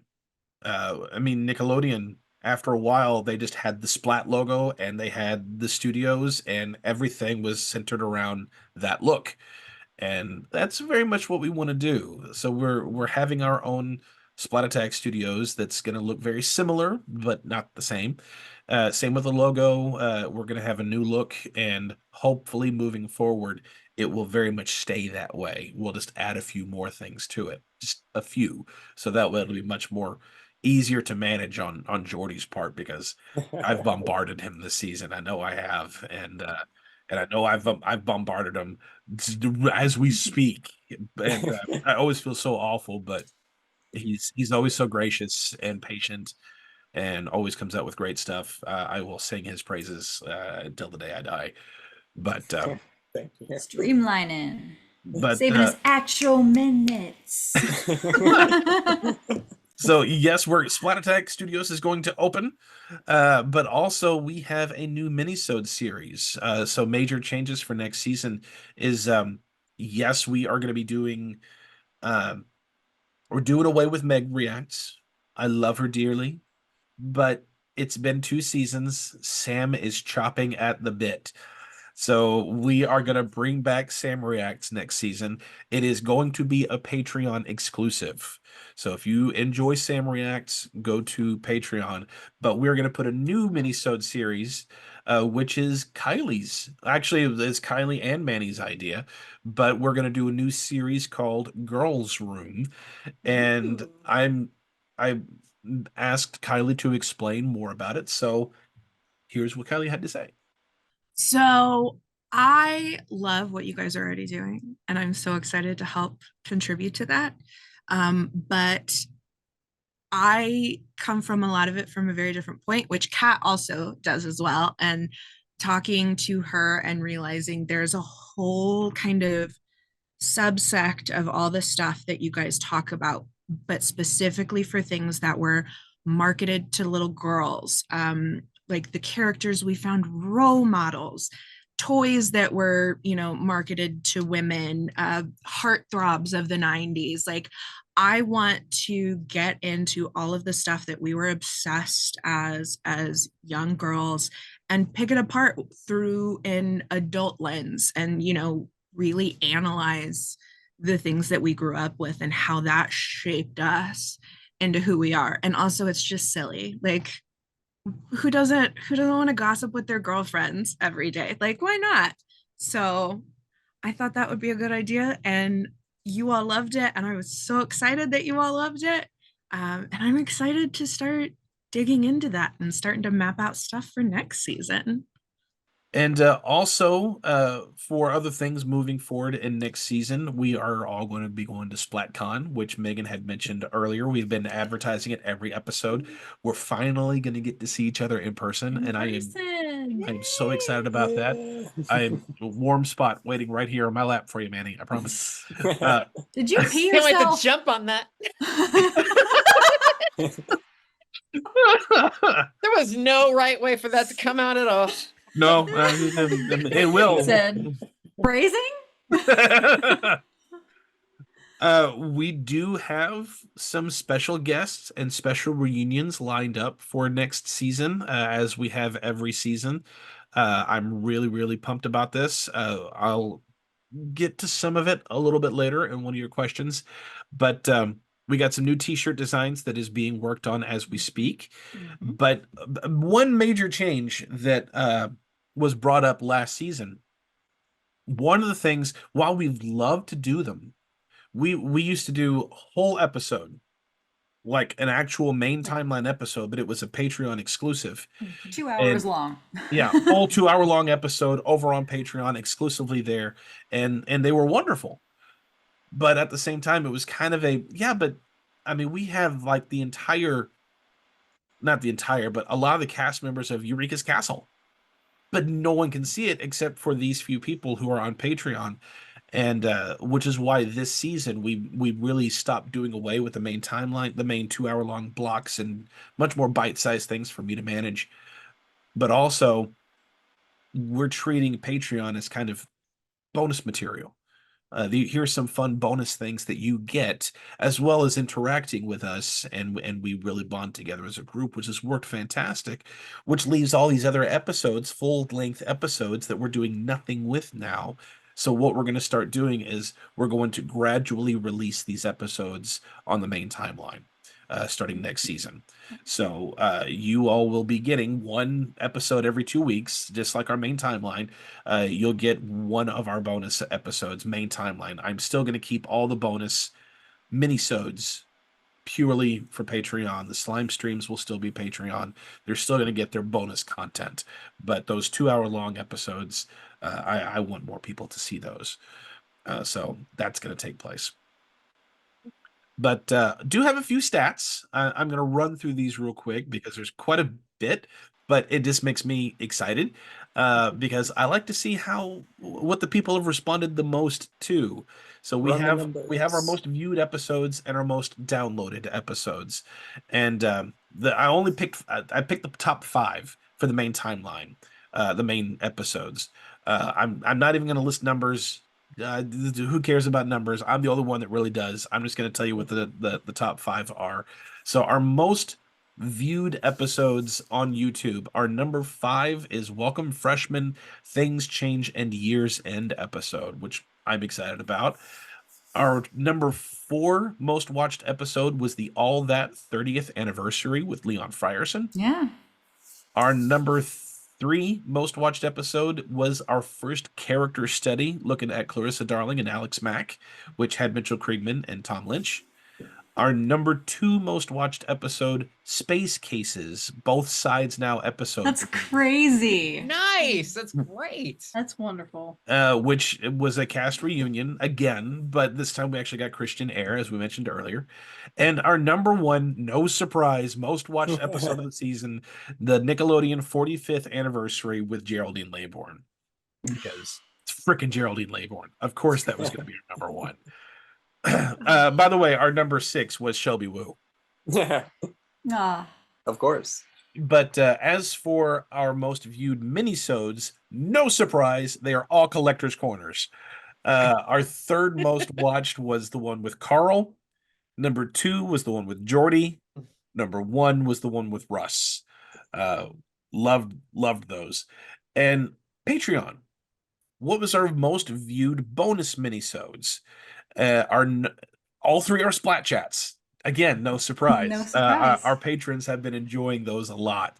And just looking at the numbers, we have more views than we have patrons. So like they've watched it and come back and watched it again. Oh, that's awesome. But the number 3 most watched Splat chats was movies we love that everyone hates. Number 2 was the Disney Renaissance. And our number 1 was kids' educational programs, which I would not have called that would be the one that was watched the most. That was a fun one, though. It was fun. It I mean, was. there's a reason why it was the number 1 most viewed. But as for our downloads, our top 3 episodes that were listened to the most. Number 3 was the character study between Clarissa and Alex Mack. Our number 2 was Nickelodeon 45th anniversary with Jelde and Leia Bourne, which I was surprised that was number 2. I thought that would be number 1 as well. But our number 1 most listened to episode was the top 5 Nickelodeon bullies, which Jorde, Nice. you in that one? But that was a really fun episode too. It was a fun one. But as for the minisodes, I suspected that our Collector's Corner would not be the most listened to because it's very much a visual episode. Yeah. Yeah. And that's also a trend that I've been seeing for the past 3 seasons, where our audio downloads have slowly been declining, but our visuals, our YouTube numbers have been steadily increasing. So people are switching over to YouTube more than our Podbean. But now they get to see Jordy's graphics and all the amazing visuals that we There's have. more to see, I guess. Yeah. But our 3 most listened to minisodes, number 3 was Meg Reacts, where we looked at 90s candy commercials. Yeah. Our second was a conversation with Christian Arisa and Mark Cooper. That was our first double episode, which was crazy. And the number 1 most listened to minisode was Meg Reacts 90s food commercials. Y'all just like me talking about food, don't you? It's the food ones that win. Love it. But I also had to take a Thanks look. for the love. I had to take a look to see how many guests we had this season. Because, oh my goodness, I think this All is the the most. emails. I think this is the most guests we've ever had on the show ever, because this is not just the main timelines. This is also our minisodes. This is also when we went live a few times. So we have had a total of 52 guests on the show this season. 28 of those were celebrities from Nickelodeon in some way. That's wow. It's crazy. When you that's can see the amazing. final numbers, it Oh, seems like a lot, but it man. doesn't seem like that much. But then, yeah, dang. Insane. That's a ton, which is amazing. And again, I've said it before, but I'm always so grateful to all of our guests, and Yes, I don't thank care. you. I don't care if they're people who worked on the shows that we loved, or just other content creators, or just fans that we have on the show.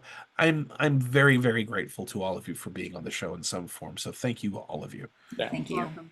But we're gonna try to go through these as quick as we can, but we do have some questions from some of our supporters. So let's go to Shout Out Your Lungs Out.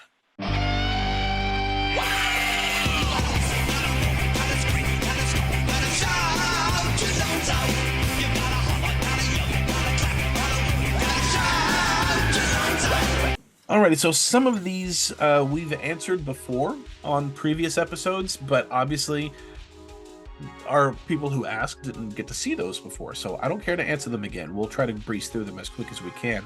But Real Life Perspective Show, Sean, boy, he asks, what made you guys want to start this channel? And it's a very, very long and involved answer, so I will try to abbreviate by saying we wanted to. Give him a little more. No, very much from what I've gathered from Brett, he has enjoyed this nostalgia, and he was very knowledgeable. The man is a walking encyclopedia about all kinds of things, Nickelodeon. Yeah. And Well, you are oftentimes, yeah, but oftentimes he would be on featured as a guest on episodes, and he was like, I know more about the show than you do. Why don't I have my own show? So that's where that started with him. And then with me, I just like talking about it. I just like to reminisce and go back to what are some things that we loved about this network, which it started mostly as this network, but we branch out to other things. So you started mostly doing just what, Instagram lives? Yeah, I would do Started Instagram podcasts, lives. how we found you? Yeah, the exclusives. Yeah. Yeah, well, I found him That's through the artwork. yeah, that that's he how would I make. connected with you. Yeah. And then I reached out to him because then I was doing live interviews with celebrities, Yeah. but then I wanted to also include other content creators to help build community, and I reached out to Brett to be my first community interviewee, and he agreed. And in that conversation he had said, I'm thinking about doing my own podcast, and I was like, you know what, so was I, because somebody had mentioned to me after seeing these interviews, you're really good at this, have you ever thought about doing a podcast? Like, well, I am now. And now the two of us were two very, very different people, but we're very much perfectionists, and we love what we do. We're very passionate and driven, and we said, let's do a show together, and that's how it started. Dog and Cats 95 asks, did you ever go to Nick Studios in Florida? I wish. We didn't. did answer this a bit in our Splat chats, but you haven't seen our Splat chats, so you two, I know Jorde and Manny have different variations of it. So have you been to Nick Studios?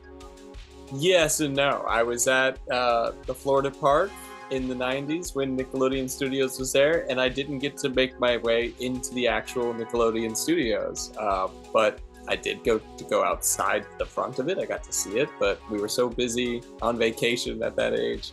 I didn't get to make it in there. I only got to really choose one thing I wanted to do, and of course I picked Men in Black, so I picked wrongly. The fun ride. That was a fun ride. The Men in Black though. ride's still there, It though. Nickelodeon's gone forever now. But yeah, that was my experience with it. And then I've made my way back to the park since, but it is now just a weird blue and white break room for the employees of the park. But yeah, I think Manny probably has the most involved story with it. So I went in 2004, and it was really surreal just to see like the big Nickelodeon building and the colors. And this was around towards the last legs of the studio, unfortunately. So there was a line to get in, and we were sitting and watching a game lab. Mostly just the kids were sitting on the bleachers. They were playing like the games where they get to be in like these little swimming pools, these little kiddie pools, and the hosts were just yelling and screaming and tossing gunk at them and stuff. It wasn't slime, it was like some yellow stuff, I guess, or whatever, maybe foam, I guess. And after that, we got to go upstairs, and we got to see some of the props. Like, we got to see some of the All That props. There was like, you see the Double Dare nose, like that was on the sound stage. And I got to see, who were the characters the Keenan and Kel played? It's Clavis and... Mavis and Clavis. Yeah, their wigs were there, and Pizza Face's face was there as well. So those are just a little bit of the mini things. And we got to taste slime for the first time too. But the whole thing was over in like 25 to 30 minutes. It was like really just minimal, but it was really cool to be there. I got to stand next to the slime geyser, so that was really cool. And I got to see the Ren and Stimpy sign too for the bathroom. So that was really cool. I'll never forget that. Even though it was towards the end, it was still cool to be there for that. Yeah, for sure. And I did get to go. It was either the summer of 93 or 94. I don't fully recall, but I was terrified because I didn't want to be slimed. I was that kid. I don't like to be slimed, so I was afraid. I still don't, but I was afraid that if I went, I was going to be picked to be slime. I was like, so I was nervous. I didn't want to get too close to the slime geyser, but I did want to get close enough, so it was really cool to see. You really couldn't reach it. You really couldn't reach it. But but paranoid me was like, yeah, watch, it'll explode and then I'll get all over me. But I did get to see this set of Clarissa Explains It All, so that was cool. And I got to go to Game Labs, and they were beta testing Sonic 2 for whenever they were going to put it in the season 2 of Nick Arcade. So that was pretty cool. Nice. Marlena asks, what do you think should be done with the old Nickelodeon Studios building since Blue Man Group no longer uses it? I've answered this before. Reopen it. Museum. No, Museum. they won't do that. I know. They won't do that, but they should do a Nickelodeon museum. Yeah. Good. Kaggle Trent asks, what's your favorite skit on You Can't Do That on Television?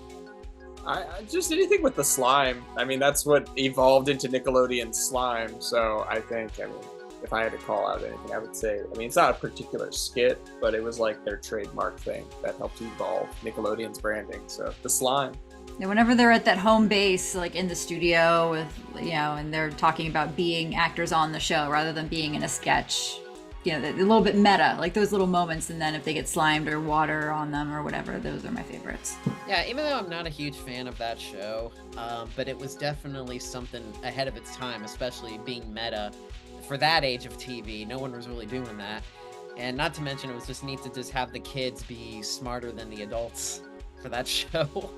Even though I guess it's a little weirder nowadays because it's like a show like this exists, but anything that's slime related gave it its identity. And Barf is always such a colorful character, and it's really neat how I think an old Nickelodeon Studios video had Barf with Mark Summers, and they were like talking about studio sets and stuff, so that was really neat. He's like, you can't bring kids in here! So it was very funny. It was really neat to see that. My favorite is the opposite sketch, because that's very much my humor. I often do the opposite of everything a lot. One of my favorite games to play. You know. Meg, can you confirm? One of my favorite games to play on road trips is to read signs and say the opposite, and then watch everyone look to see what I said the opposite of. Drives my mother nuts. Like the red roof in is the blue floor out. So it's because of this show is where you've learned to do that? Long John Silver is short Jimmy Golds. Short Jimmy Golden. Oh, Manny. It's the opposite of John Jimmy. And he just turned his head so that he was there, like, lined with the Splat Attack logo. It looked like he was spewing the logo for me.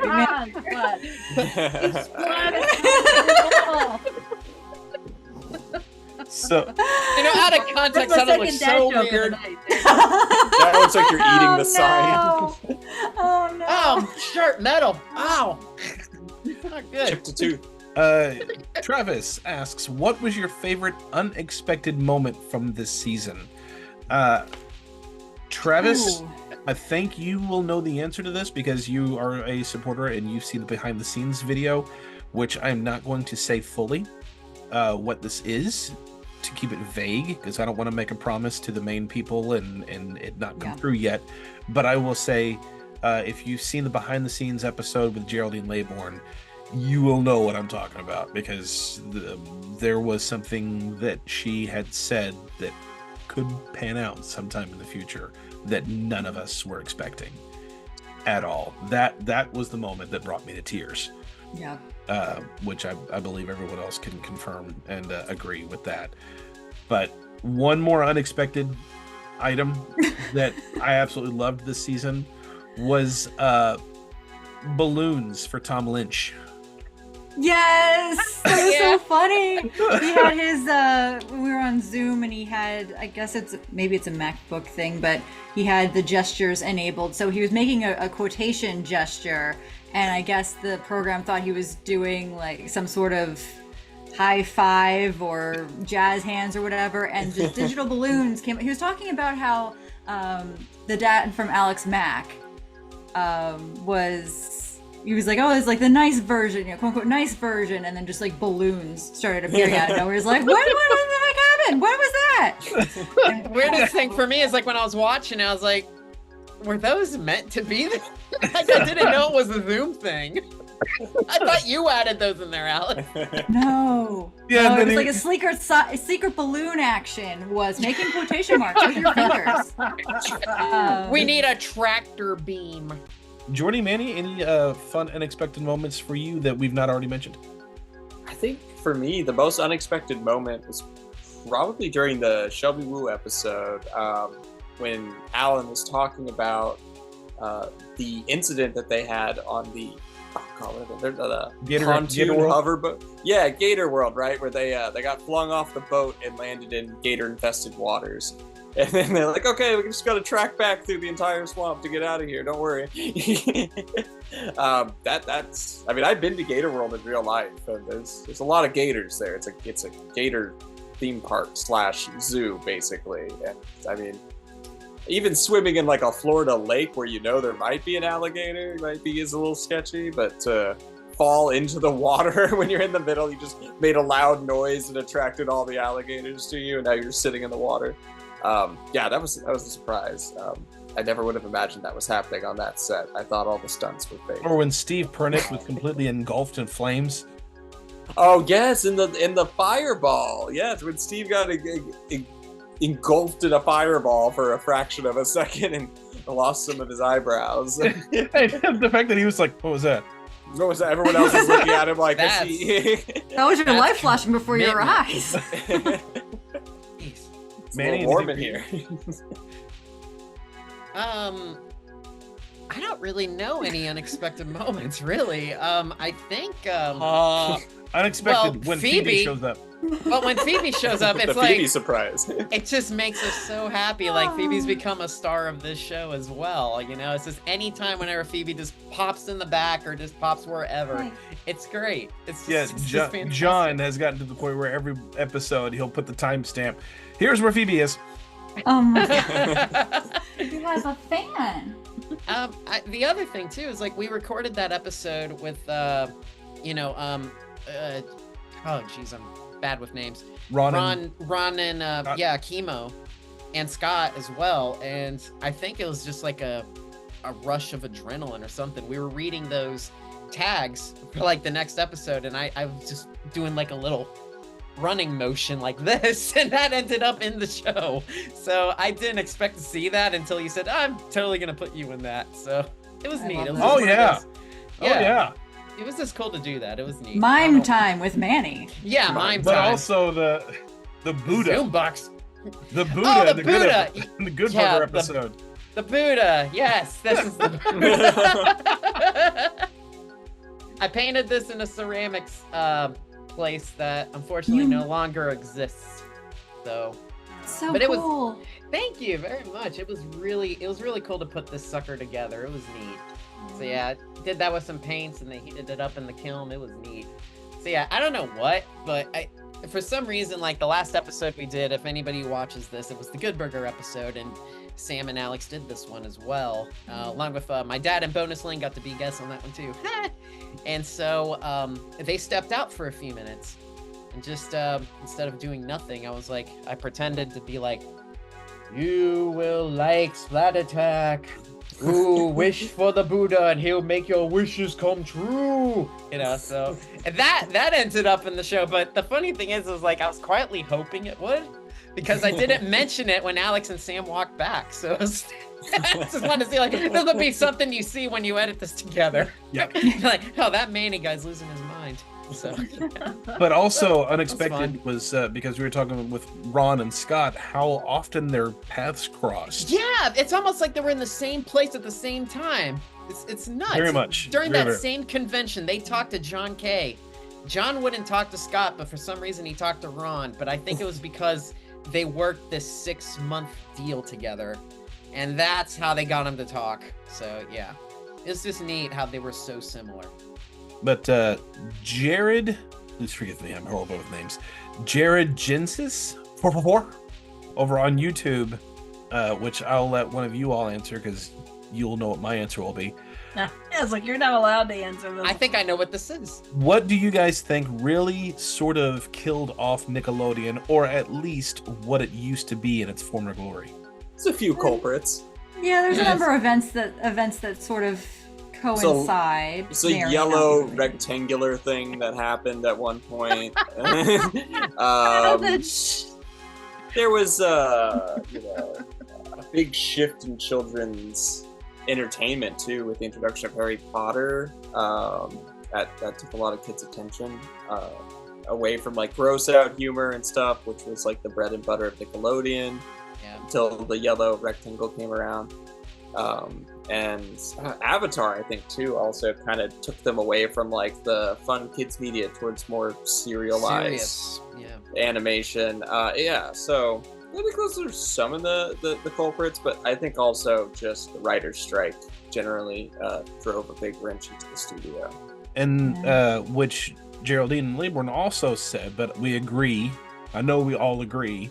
And then especially with everything that had come out recently within these last few months, putting too much reliance on one producer.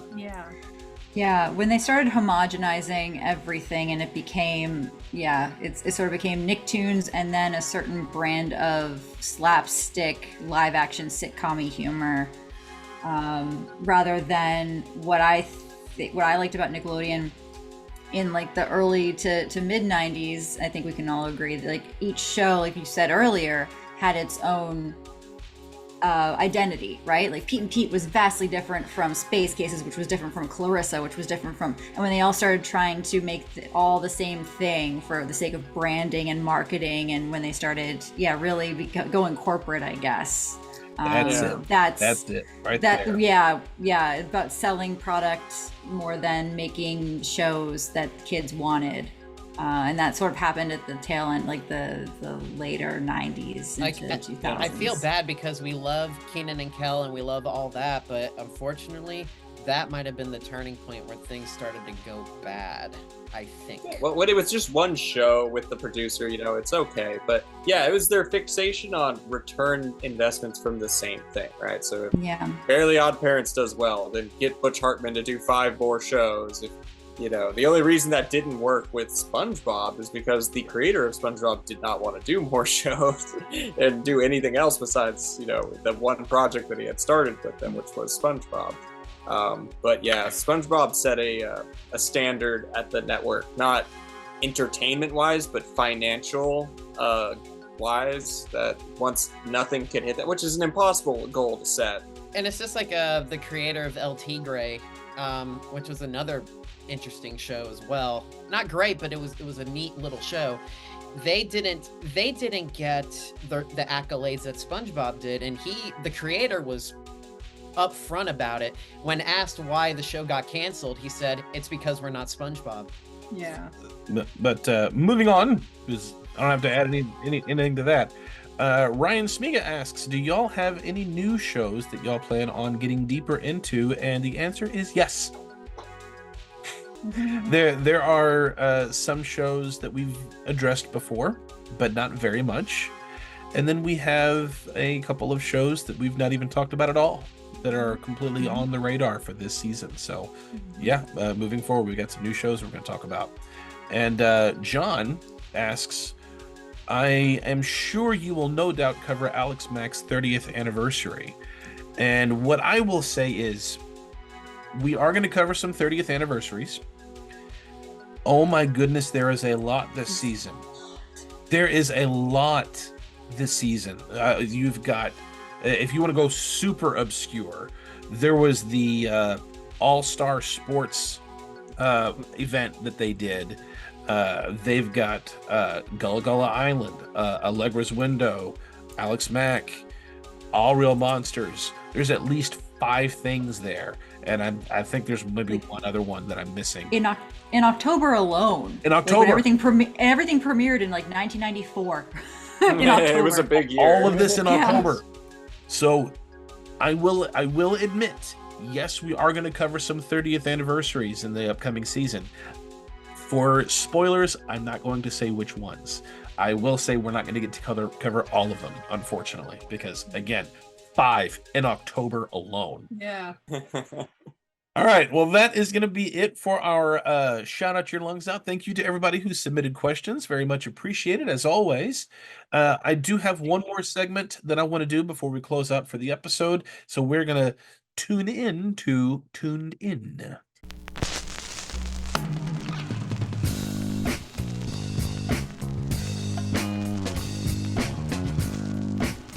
Tuned In. All right, so for this segment, I am going to ask if you had to pick one song that could tie into this season, and it could be the season as a whole, it could be a specific memory, it could be your experience. If you had to pick a song somehow related to this season, what song would you pick?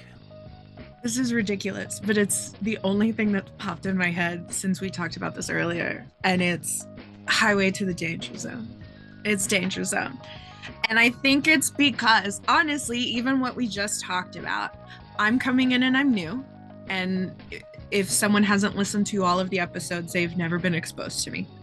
I'm coming in and I'm bringing in girl heavy material like we just talked about. And I'm also helping with a lot of other episodes, and we're going to do more live things, which is going to be a lot, and it's kind of scary, but it's also very exciting. So Danger Zone has been what's stuck in my head. I'm going to, seriously now, I'm going to say Bop. Because if you listen to the lyrics, no, I'm serious. You have so many relationships in this life, only one or two will last. You go through all the pain and strife, you turn your back and they're gone so fast. So hold on to the ones who really care. In the end, they'll be the only ones there. When you get old, start losing your hair. Tell me who will still care. Plant a seed, plant a flower, plant a rose. You keep going. Basically, it's like, these are the good old days, right? When you get older, what are you gonna have? Yeah. So Great choice. I think nostalgia with, combining the whole nostalgia thing with the whole found family theme and just the essence of the podcast. I'm not joking when I say Bop is my choice to answer this question. Manny, have you got something? I honestly don't. I'm sorry. I'm not a music guy.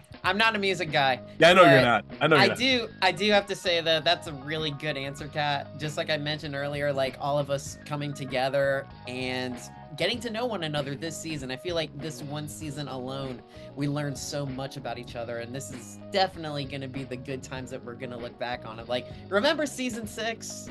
Like, just remember that. So that's all I got to say. Jorde, have you got anything?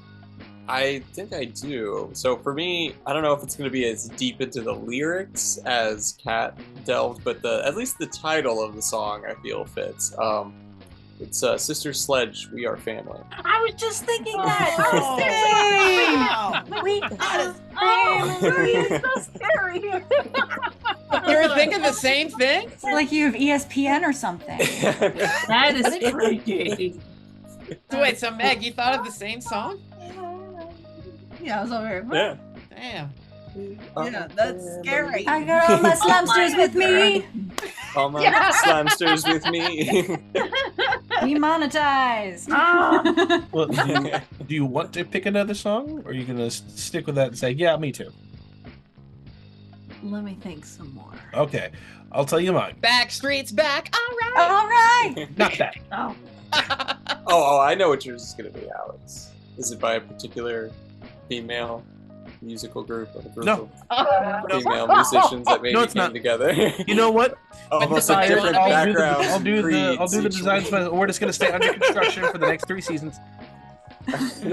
No, mine is from Queen, and it is Friends Will Be Friends, Okay. I can think of a where song. the whole song is very much about found family through friends. I was gonna say, Meg, you could take the Cheers theme. There you go. Where everybody knows Who's your your name. Who are you? Yeah. See, that's gonna be me. Like, I need like almost like a goodbye segment because there's not gonna be a Meg Reacts this next season. So. Oh yeah, But you will be back. I know, You're gonna yeah. be on the show. You'll be back around Thanksgiving. Am I gonna be maybe involved in some of these girls' room? The girls' Girls' room. You are absolutely going to be involved in Girls' whatever. Ever. So The I know Heather wanted to be a boys' part of room. it too, a couple times at least. we put Manny in a wig, like, hey, What's up, girls? I'm fabulous. yes. Why don't you come over here and It's sit not up on our lap? Manny, it's Franny. It's Franny. Franny. Oh my god, it'll be like Josh Server where he's like Vegetables. Are you on some kind of medication? No, silly, why'd you ask? And No reason. No, it's time for vegetables and such. And such.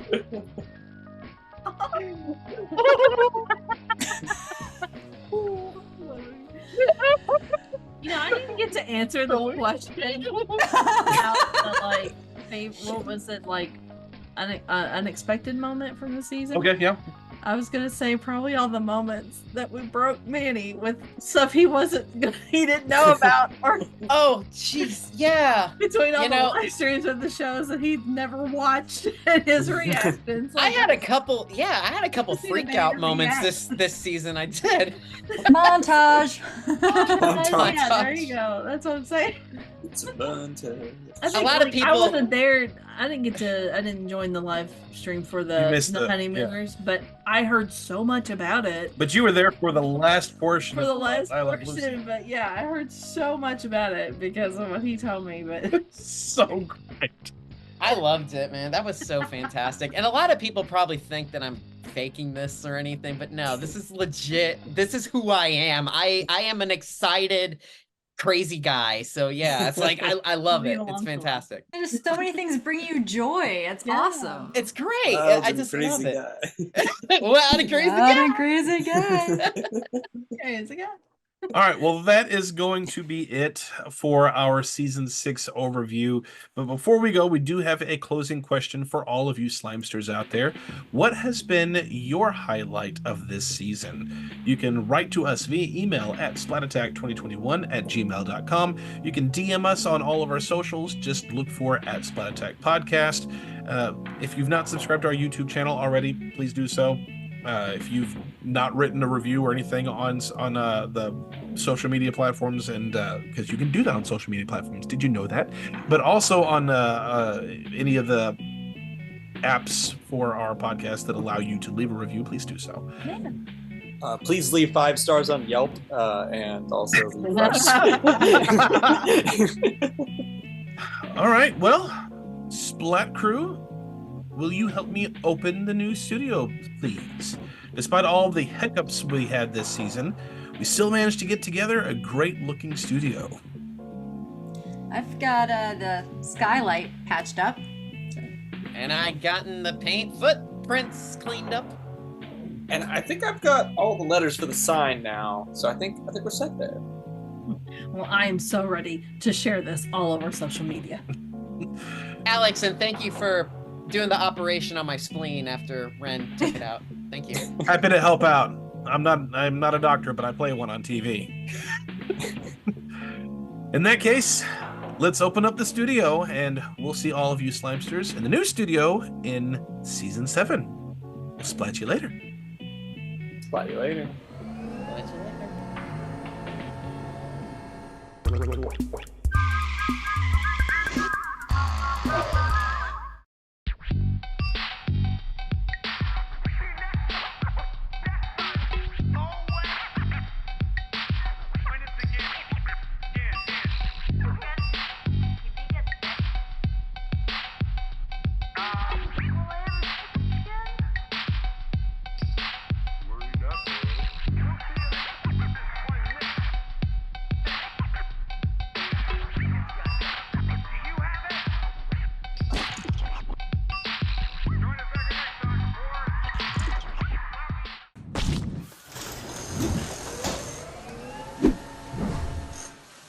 Have you thought of something else?